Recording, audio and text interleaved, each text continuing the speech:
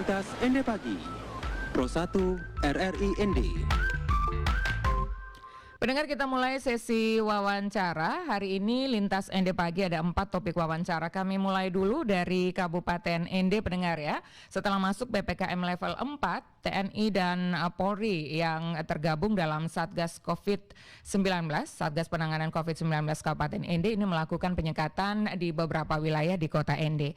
Anda mungkin yang berada di wilayah Kota ND dan sekitarnya sudah sempat juga menerima pesan WhatsApp atau juga pesan-pesan yang beredar di media sosial yang menyebutkan ada titik-titik atau wilayah-wilayah yang akan dilakukan penyekatan hari ini ya. Itu disebutkan ada beberapa nama jalan begitu yang akan dilakukan penyekatan. Kemudian ini direspons berbagai kalangan dengan berbagai opini juga ya. Lalu sebenarnya seperti apa penerapan penyekatan wilayah dan kemudian nanti seperti apa teknisnya? Kita akan cari tahu selengkapnya. Ini kita sudah bersama dengan Wakil Ketua 2 Satgas Penanganan COVID-19 ND yang juga adalah Kapolres ND AKBP Albertus Andriana SIK.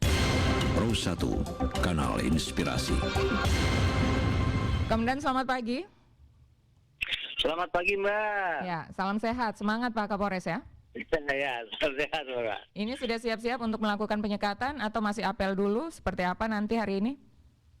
Seperti biasa, Mbak, kita apel dulu di Polres, nanti kita persiapkan segala sesuatunya baru berjalan. Ya, hari ini hari kedua penerapan penyekatan. Seperti apa sebenarnya teknis penyekatan wilayah yang dilakukan oleh Satgas Penanganan COVID-19 di ND, Pak Kapolres?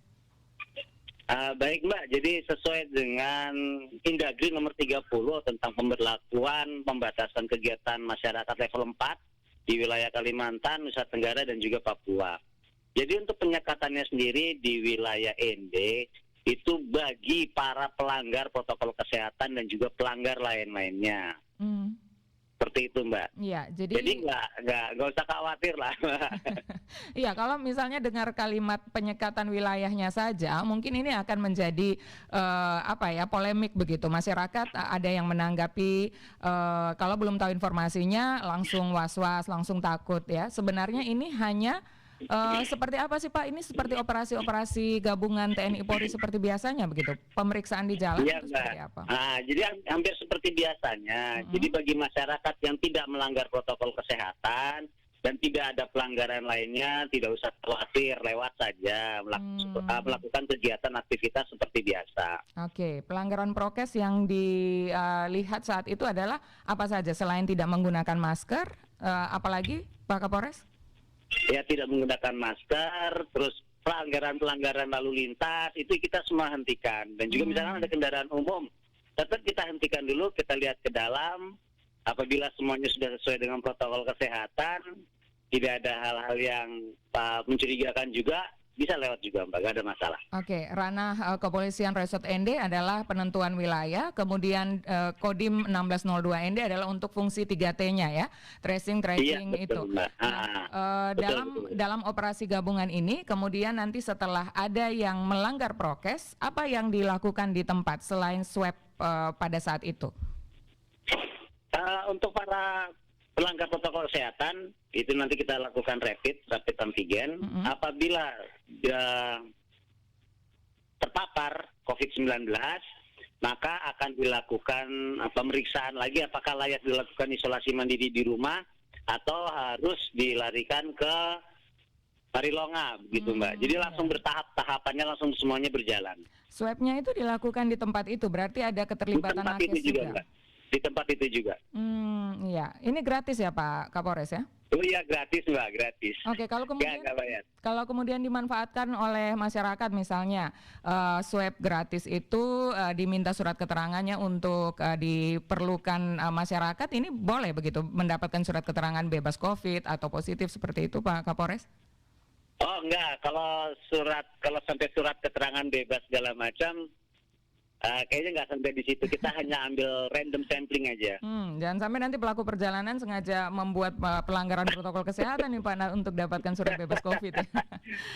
Oke. Enggak, Mbak, enggak. Jadi kita nggak kasih keluar surat, Mbak, karena akan menghambat dari proses penyekatan dan juga malah menimbulkan kerumunan lebih banyak nanti, Mbak. Ya, jadi kalau misalnya ada ketakutan warga jika ada pelanggaran prokes kemudian ada sanksi-sanksi misalnya seperti lompat kodok atau push up dan lain-lain, ini bisa dipastikan tidak ada seperti itu Pak Kapolres? Enggak.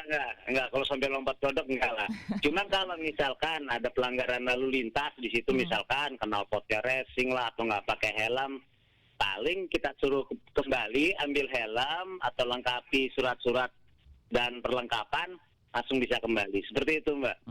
Ya, Pak Kapolres, malam tadi kami menerima pesan WhatsApp berantai yang menyebutkan ada beberapa titik di wilayah Kota Ende ini yang akan dilakukan penyekatan hari ini. Apakah memang secara resmi Satgas COVID-19 itu akan mengeluarkan rilis tempat-tempat mana yang akan dilakukan penyekatan, atau ini akan secara diam-diam saja agar masyarakat tidak bisa memprediksi nanti ya lewat mana dan lain-lain seperti itu Pak Kapolres? Oh enggak, Mbak, kita nggak akan rilis untuk lokasi-lokasinya.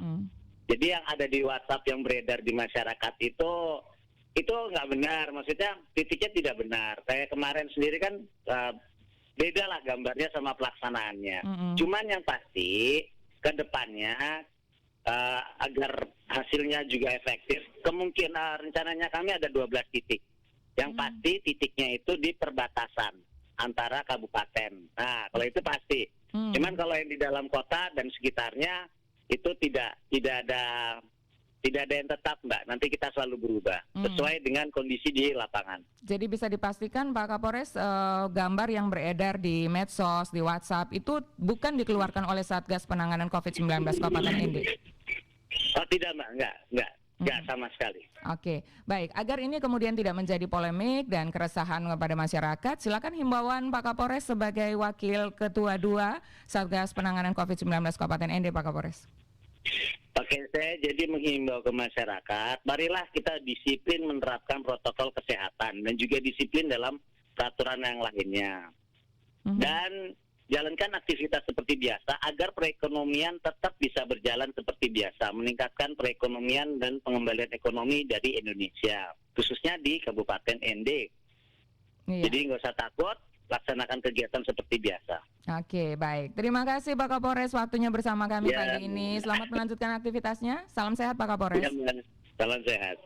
Bersama kami baru saja Kapolres Ende yang adalah Wakil Ketua 2 Satgas COVID-19 Ende menyampaikan informasi tentang teknis penyekatan wilayah yang dilakukan operasi gabungan TNI Polri di Kabupaten Ende. Ini disampaikan, dipastikan ya bahwa kalau Anda menerima gambar peta wilayah yang disebut sebagai wilayah penyekatan di Kota Ende, itu dipastikan bukan dikeluarkan oleh Satgas COVID-19 Kabupaten Ende, sehingga tidak perlu dipercaya apalagi disebarkan begitu ya pendengar ya. Ini sudah ada kepastian dari Kapolres Ende dan disampaikan bahwa teknisnya adalah pada saat operasi gabungan itu ada yang melanggar protokol kesehatan, kemudian juga melanggar peraturan lalu lintas, itu akan ditahan, kemudian dilakukan swab antigen gratis ya, namun tidak mendapatkan surat keterangan bebas COVID sehingga tidak disalahgunakan.